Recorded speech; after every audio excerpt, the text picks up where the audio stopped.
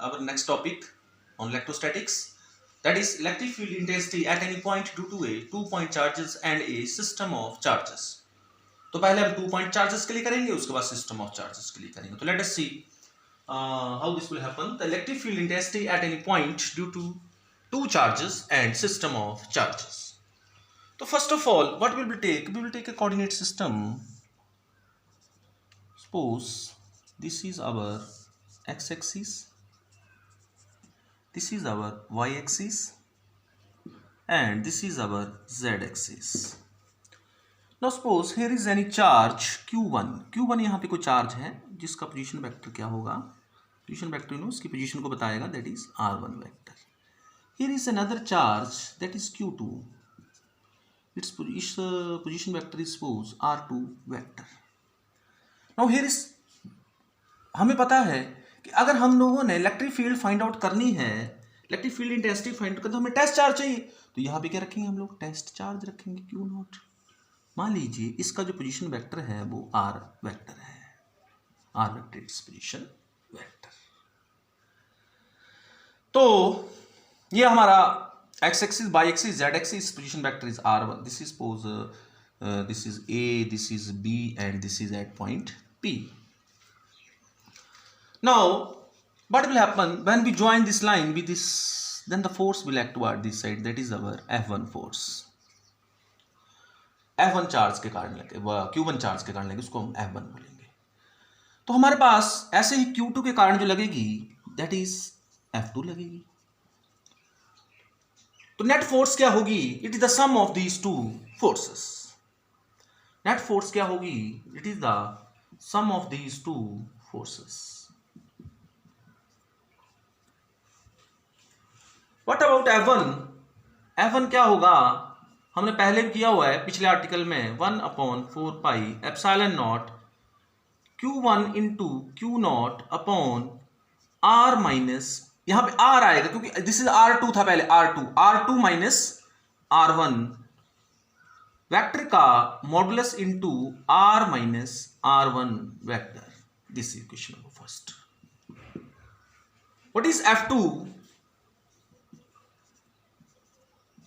1/4 pi epsilon not Q2 Q0 upon R minus R2 का cube into R minus R2. Question number 2. Then substituting the value in question number first, what will got? What is F equal to 1/4 pi epsilon naught Q1 Q0 upon R minus R1 का modular cube into R minus R1 plus 1/4 pi epsilon naught Q2 Q0 upon R minus R2 का cube into R minus R2. R minus R2. What will you got? Here is something common, that is Q0 upon 4 pi epsilon naught. What will you got? Q1 upon R minus R1 का modulus का cube into R minus R1 plus Q2 upon R minus R2 modulus का cube into R minus R2. Now what is electric field intensity? That is F upon Q0. तो यहां से क्या cut जाएगा? Q0. तो क्या आ जाएगी आपकी force? Electric field intensity 1/4 pi epsilon not Q1 upon R minus R1 का cube into R minus R1 plus Q2 upon R minus R2 का मॉडुलस का cube into R minus R2. अभी ये तो हमारे लिए 2 चार्जेस के लिए आया. इसी रिजल्ट को हम लोग एक्सटेंड करेंगे n चार्जेस के लिए. किसके लिए? n चार्जेस के लिए. और उसको हम बोलते हैं principle of superposition. You can note it.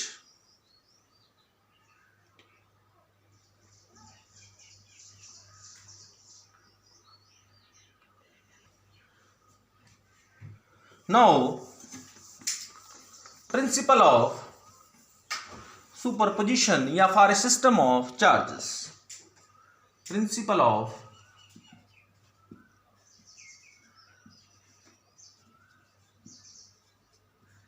Superposition, जैसे हमने फोर्सेस के लिए किया था, सिमिलरली हम लोग किसके लिए करेंगे, इलेक्ट्रिक फील्ड इंटेंसिटी के लिए करेंगे। मान लीजिए हमारे पास यहाँ पे ये एक्स एक्सिस है, ये वाई एक्सिस है और ये जेड एक्सिस है। This is x axis, Z axis है।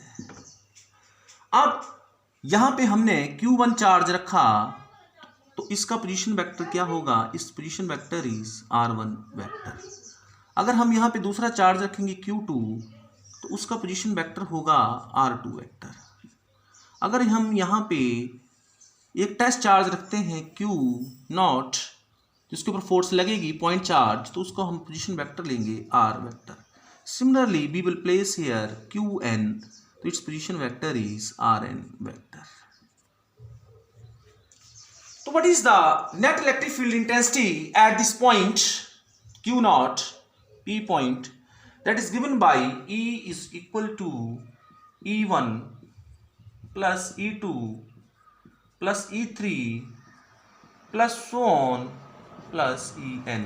What is this? This is the principle of superposition. This is the principle of superposition. The net electric field intensity that will act on this test charge, it is the sum of the individual electric field intensities.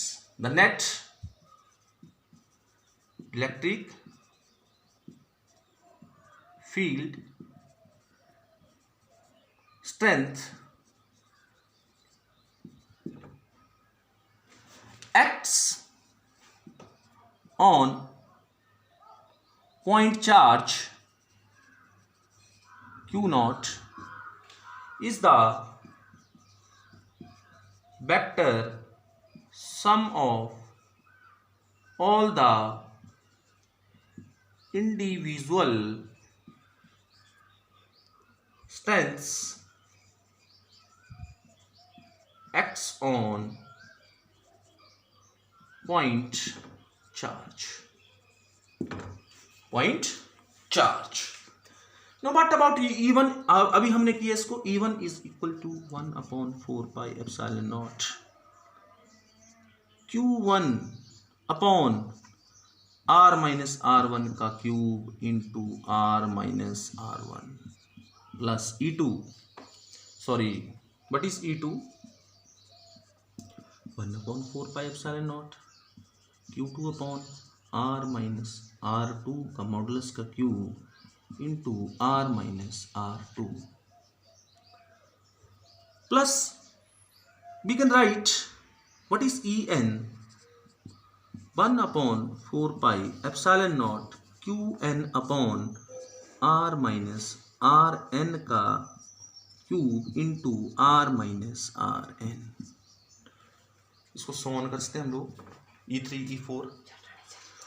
तो total electric field intensity E is equal to E1, that is 1/4 pi epsilon naught Q1 upon R minus R1 का cube into R minus R1 plus 1/4 pi epsilon naught Q2 upon R minus R2 का cube plus on plus 1/4 pi epsilon naught Qn upon R minus Rn का cube into R minus Rn। तो something is common here, 1/4 epsilon naught is common, तो E is equal to 1/4 pi epsilon naught Q1 upon R minus R1 का cube into R minus R1 plus Q2 upon R minus R2 का cube into R minus R2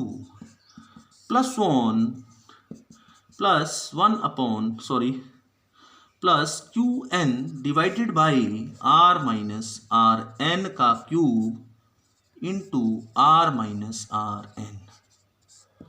Now we can write it in summation form. 1 upon 4 pi epsilon naught summation I is equal to 1 to n qi upon r minus Ri का cube into r minus Rith. This one. This is the electric field intensity. तो here is some special case. हम एक case discuss करते हैं यहां पे. Special case. If suppose if point P lies at the origin, means अगर point P, see here in the diagram, if the point P lies at the origin, then what will happen to the R become equal to 0. R become equal to 0. Then what is E become equal to? That is minus 1 upon 4 pi epsilon naught I is equal to 1 to n qi into Ri divided by, that is your here is it is in modulus. Then when we do its cube, then there is no change, then it is remain Ri cube, modulus का cube. We can also write it as minus sign. From where the minus comes, because here is a minus, so I will take minus outside. Now what will we do? E is equal to minus 1 upon 4 pi epsilon naught, that is summation I is equal to 1 to n qi upon Ri के modulus का square into Ri cap. Because we know a unit vector is given as a vector divided by its modulus. Vector divided by its modulus. So we can write just like this also, Ri cap. This is the electric field intensity due to a system of charges when the charge is at the test charge is at the origin. When the test charge is at the origin. So this is all about today topic. So we will discuss next topic tomorrow. Okay, thanks.